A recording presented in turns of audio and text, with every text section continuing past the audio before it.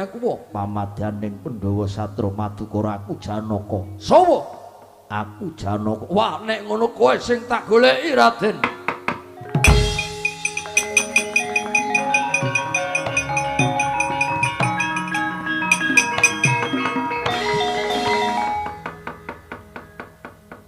Tiwas kebenaran. Tiwas kebenaran alias kebetulan. Ndak pundi Mbak Ayu pada tindak pundi. Ora sah jemlongan gong jam 4. Santai wae karo men Padang kok ya. Tak jaluk bojomu.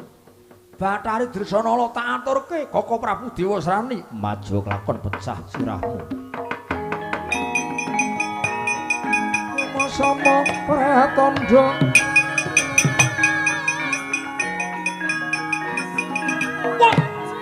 Bos. Wah.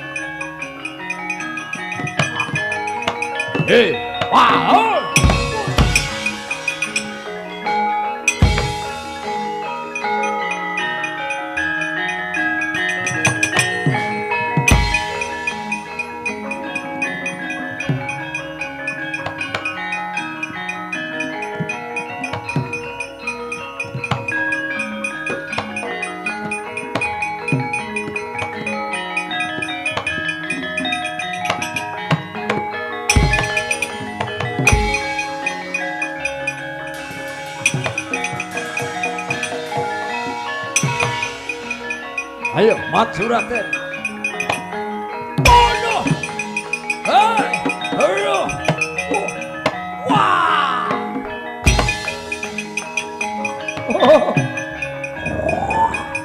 Hei. Hei. Ah, hei. Ah, hei.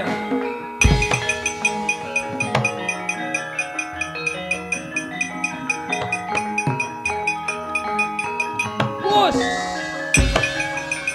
Ah, hey. Ah, hey.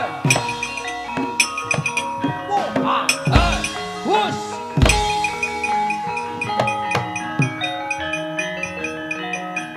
Ah, hey. Ah, hey. Canda, hey. Hey.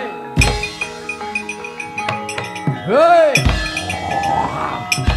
Hei. Hei. Hei.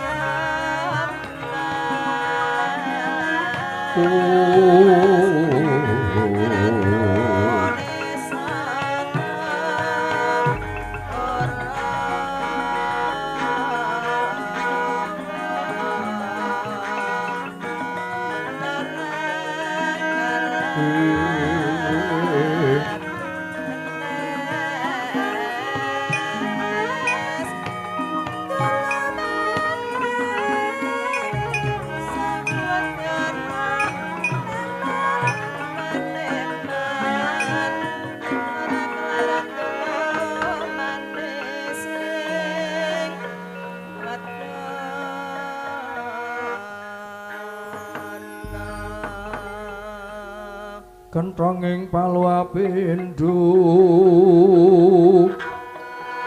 wang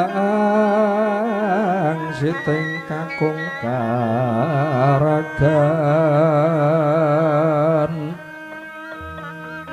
andrasadaning soto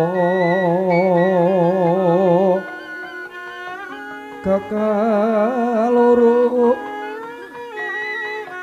asauran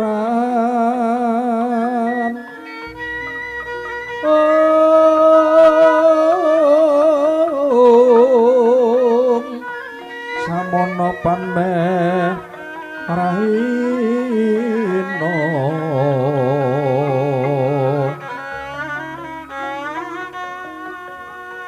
samono panmeh rahino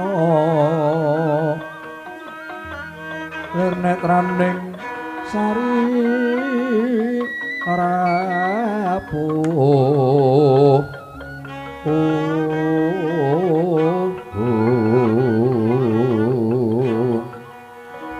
Sri Gunting ocehan baru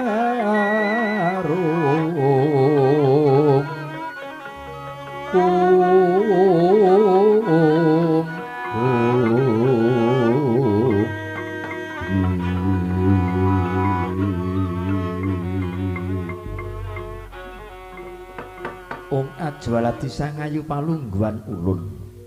Layak to layak nuwake goro-goro ing kayangan jebul sowani Ismaya nganggo badan sukma munggah ana ing kayangan alang-alang kumitir nggih Ismaya padha kanthi raharja prapta kita nuwuning Gidha Hyang Wukulun nampi berkah pangestu paduka winantu ingkar harjan suwanipun ingkang wayah kula nyaosaken pangabekti kula mawan tumugja konjuk sangandhaping canela paduka Hyang Wukulun Ismaya wus ulun tampa pangestu ulun maragake tampanana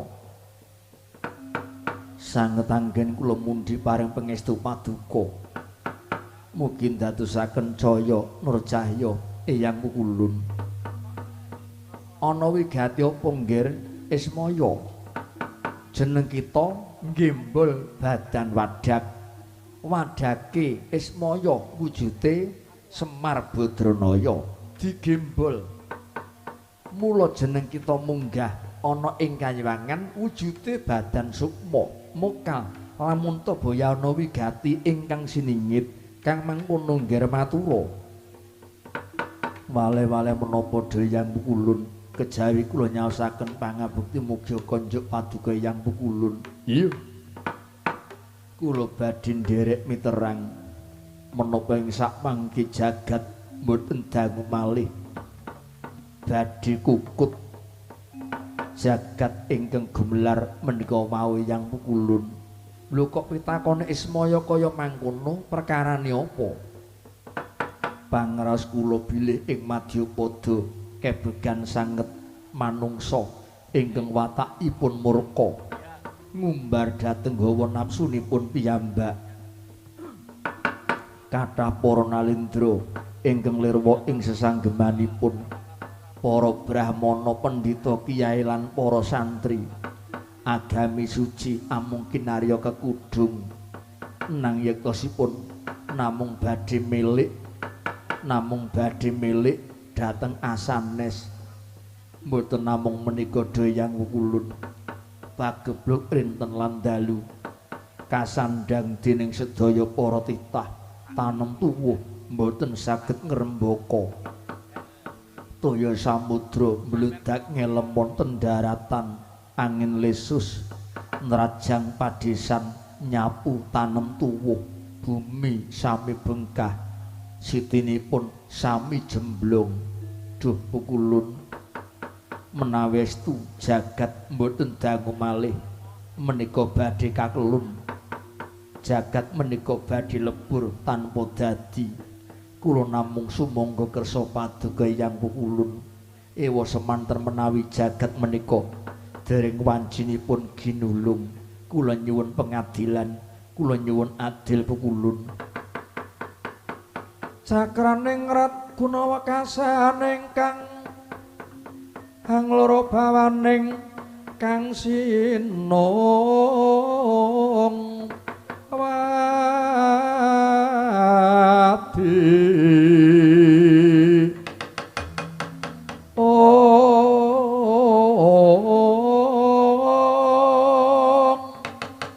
jagat nyokang kinarya momong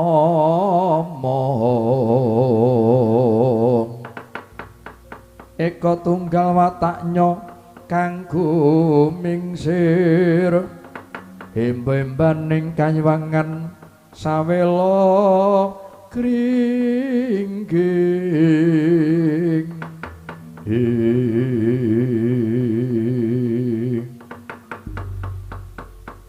ngajwalati sangayu palungguhan ulun Ismaya kula wonten dawuh Hyang Wukulun ya ngono iku satemene ing sining jagat ingkang ana amung padhang lan weteng bungah kelawan susah murka lan utama inggih ewa semono pagebluk kang tumempuh anane bumi padha jemblong bumi padha longsor inggih segara mumbul ngelem ana daratan tanem tuwuh ora bisa ngrembaka iku murkaning alam murkaning jagat ingkang satemene diarani pungkasaning alam iku kalamun titiwanci manungsa wis tumekaning titiwanci murut kasidan jati salokane kaya dene jagat ginulung satemene ora ana jagat iku kok ginulung ingkang ana mung jagating manungsa jagating manungsa ingkang bakal ginulung salokane kaya dene donya saingsine bakal paripurna donya saingsine kaya dene bakal bali ana ing asale iku mung sanepan kuwi mung sanepan inggih dene anane pagebluk larang sandang larang pangan iku disebabke menungsa wis padha lali karo budayane dhewe menungsa ngiwake marang keluhurane menungsa ngiwake karo leluhure ora eling menungsa bisa ngenyam kamukten nggayuh pangkat derajat nenandur bisa sempulur werdi dadi lantarane bumi sing padha ditanduri lemah sing padha dienggoni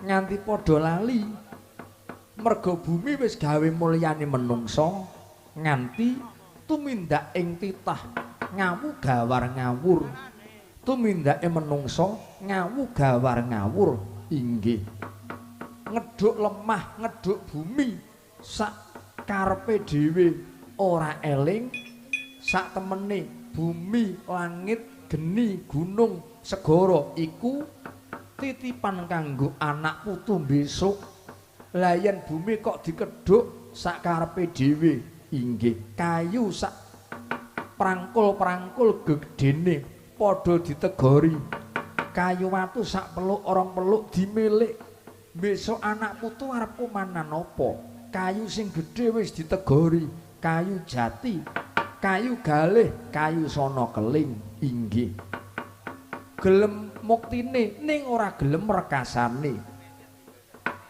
medhek negari kayu watu dimilik inggih ning ora eling kudune nandur kanggo tinggalan putra wayah tembe bisuke lah kang mangkono mau ora mung menungsa kang bisa murka nanging jagat ya iso murka bumi iso murka geni iso murka banyu ya iso murka merga pakartine menungsa kang candala budine Ismaya kula wonten dawuh yang pukulun pamamas ulun ya mung jeneng kita dewa kang nyalira manungsa kang dumunung ana ing Madyapada dadi danyange wong tanah Jawa kang mangkono ulun bakal marengake kanugrahan wujude wahyu pamomong kang sejati ya wahyu pamong sejati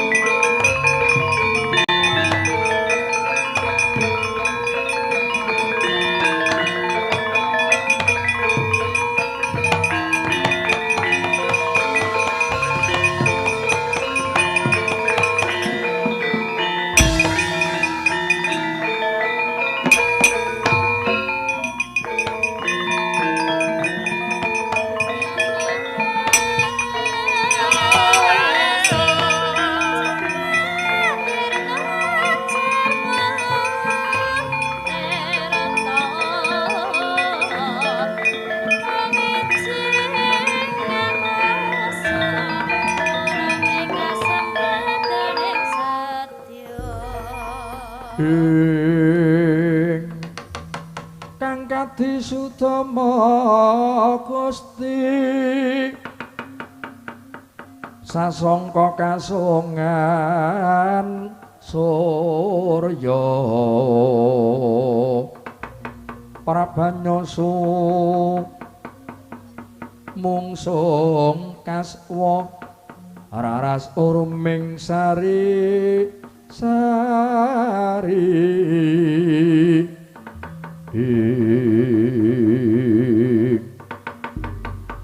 wahyu pamong sejati ya mung jeneng kita Ismaya ya Semar Badranaya tetela pamong kang sejati jiwa linuwih nggone dadi pamong darbe tanggung jawab jeneng kita Boya Kemelian Nyatane kinudrat uripe Semar ora bakal sugih numpuk bondo. Najan Semar iku mung wujute trima lurah.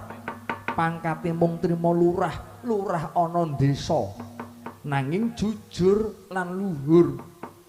Nyatane Semar nggone dadi lurah ora gelem ngenggokke bondo negara nguntal bandaning para kawula. Semar li dadi ratu pembangunan yo diwaratake. Ora mung nyang kutha Goro najan to ning ereng-erenging gunung minggak-minggok dalane sing legok padha diuruk sing pating pendukul padha dipamrali inggih Yang Pukulun merga temen tumemen lan jujur pakartine Ismaya ing sakmengko kita ingkang bakal nampa kanugrahan wahyu pamong kang sejati inggih pamong kang sejati iku mau uripe didharmake kanggo bebrayan agung ngiwake butuhing pribadi ning nengenke butuhing bebrayan agung inggih mekaten Yang Pukulun iya donya saya suwe saya peteng jagate inggih kaya ketaman welaking Bathara Ismaya kula wonten dawuh sing bisa madangke ya mung jeneng kita sing ganjil supaya dadi jangkep sing peteng supaya dadi padhang menawi ngaten kula namung ngestaken dawuh Yang Pukulun mangkono Sang Hyang Padamenang kepareng mandeng dhateng ingkang wayah nenggih Sang Hyang Ismaya saya dangu kapandeng saya alit kantun sak mrica binubut kakedhepaken padha sakola ical saking pandulu salah kedaden dadi brahmana sepuh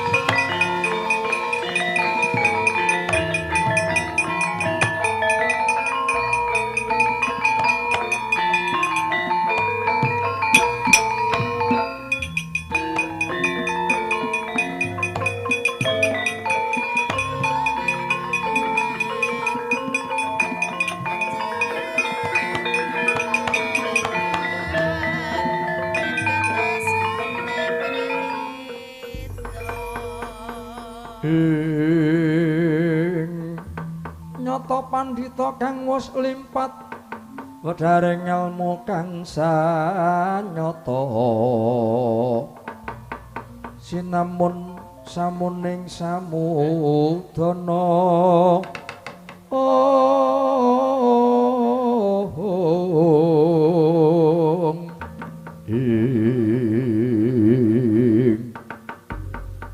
Ismaya kula wonten dawuh Pukulun kita ulun pandeng ilang wujuding Sang Hyang Ismaya kang sekawit badan sukma jeneng kita dadi brahmana inggih lajeng kula peparap sinten Pukulun gantiya aran gantiya peparap yaiku Begawan Tunggul Jati Amongraga Begawan Tunggul Jati Amongraga peparap kula Begawan Tunggul Jati Amongraga Pukulun mengkono Ismaya muduna ana ing jagat ingkang peteng abarana supaya entuk pepadang inggih sing lara diusadani supaya waluya temah jati katemahan mulya mesake uripe para among dagang lan para among tani balya lan mudhun ana ing jagat nyuwun pamit menawi ngaten Hyang Pukulun